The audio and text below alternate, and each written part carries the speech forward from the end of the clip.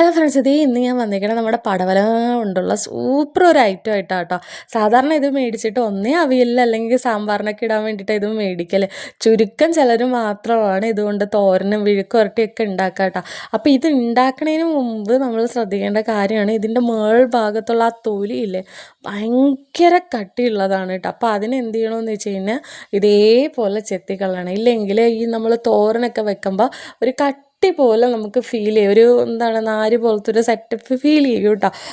കഴിച്ചിട്ടുള്ളവർക്ക് അത് അറിയാൻ പറ്റും. അപ്പോൾ അങ്ങനെയൊന്നും ഫീൽ ചെയ്യാണ്ടിരിക്കണം. നല്ല സോഫ്റ്റായിട്ട് ഈ സാധനം ഇരിക്കണമെങ്കിൽ ഇതേപോലെ ഇതിൻ്റെ കട്ടിയുള്ള ആ തൊലിയില്ല അത് അങ്ങോട്ടേക്ക് നമ്മളെടുത്ത് കളയണം കേട്ടോ.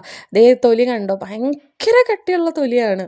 അപ്പോൾ അത് ഫുള്ള് അങ്ങോട്ട് ചെത്തിക്കളയാൻ കുറച്ച് പാടാണ്, എന്നാലും നല്ല ടേസ്റ്റ് ആയിരിക്കണം. കുറച്ച് പാട് ഇട്ടിട്ടുണ്ടെങ്കിൽ നല്ല ടേസ്റ്റിൽ നമുക്കിത് കഴിക്കാൻ പറ്റും കേട്ടോ.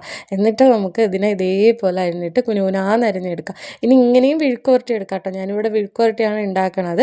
പക്ഷേ ഞങ്ങൾക്ക് കുറച്ചും കൂടി ഇഷ്ടമെന്ന് വെച്ചാൽ ഇതിനെ പിന്നെയും നമ്മൾ കുനുകുനാന്ന് അരിഞ്ഞ് ചെറിയ ചെറിയ ചെറിയ ഇതാക്കുമ്പോഴത്തേക്ക് അതിന് കുറച്ചും കൂടി ടേസ്റ്റ് കൂടുന്നതാണ്.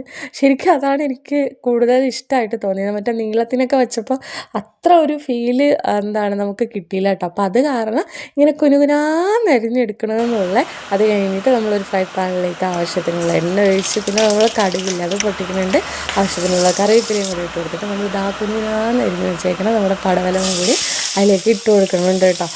പിന്നെ വേണ്ടതെന്ന് വെച്ച് കഴിഞ്ഞാൽ നമ്മുടെ സവാള അതേപോലെ കുനുകുനാന്ന് അരിഞ്ഞത്, പച്ചമുളക് ഒരു 3 ഇട്ട് കൊടുക്കുന്നുണ്ട് കേട്ടോ.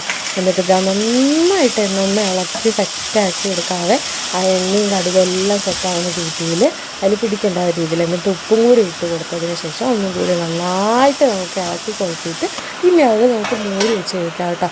ഒരു 2 മിനിറ്റ് 3 മിനിറ്റൊക്കെ ആകുമ്പോൾ തന്നെ സംഭവം സെറ്റായിട്ടുണ്ടാവും കേട്ടോ. എന്നിട്ട് ഇതേപോലെ നന്നായിട്ടൊന്ന് കുത്തി ഇളക്കി കൊടുത്തിട്ടുണ്ടെങ്കിൽ കുറച്ചും കൂടി ടേസ്റ്റ് കേട്ടോ. ഇനി കുത്തി എടുത്തില്ലെങ്കിലും കുഴപ്പമില്ല, ഞാനിങ്ങനെ കുത്തി എടുത്തിട്ടാണ് സാധാരണ വെക്കുന്നത്. അത് കഴിഞ്ഞിട്ട് നമ്മൾ തേങ്ങയില്ലേ, ഇതേപോലെ ചെറിയ തേങ്ങയും കൂടി ഇട്ട് കൊടുത്ത് നന്നായിട്ട് ഇളക്കി എടുത്താൽ മാത്രം മതി. സംഭവം റെഡി ആയിട്ടുണ്ട് കേട്ടോ. ഭയങ്കര ടേസ്റ്റുള്ള ഒരു ഐറ്റമാണ്. നമുക്കിത് ചോറിൻ്റെ കൂടെ കഴിച്ചു നോക്കാൻ നോക്കാം. വേറെ ലെവൽ ടേസ്റ്റുള്ള സാധനമാണ്.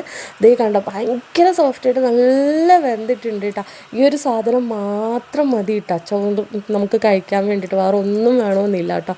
അപ്പോൾ ഇന്നിവിടെ തക്കാളി ചട്നിയും മുട്ടയൊക്കെ ഉള്ള കാരണം അത് കൂട്ടി കഴിക്കണമെന്നുള്ളൂ. എനിക്കിത് മാത്രം കൂട്ടിയിട്ട് നമുക്ക് കഴിക്കാൻ വേണ്ടിയിട്ട് പറ്റും. ഞാൻ അത്ര ഉറപ്പായിട്ട് പറയണം, അത്ര ടേസ്റ്റുള്ളൊരു സാധനമാണ്. അപ്പോൾ എല്ലാവരും ട്രൈ ചെയ്ത് നോക്കണം കേട്ടോ. എനിക്ക് കഴിച്ച് നോക്കിയിട്ട് നല്ലോണം ഇഷ്ടപ്പെട്ടിട്ടുണ്ട്, മുമ്പ് കഴിച്ചിട്ടുണ്ട്. അപ്പോൾ ഇന്നത്തെ വിശേഷം അത്രേ ഉള്ളൂ. Tata bye.